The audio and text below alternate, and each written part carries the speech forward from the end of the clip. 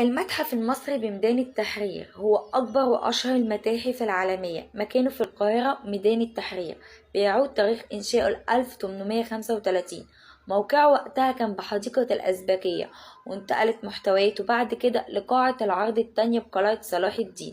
فكرة إنشاء المتحف هو عالم المصريات الفرنسي أوغاست موريت.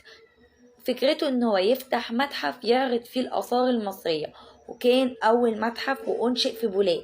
تعرضت الآثار المصرية لخطر الفيضان، فانتقلت لملحق خاص بقصر الخديوي إسماعيل بالجيزة.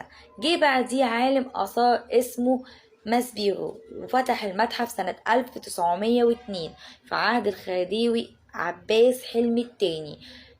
مبنى المتحف اللي هو الجديد موقعه في ميدان التحرير.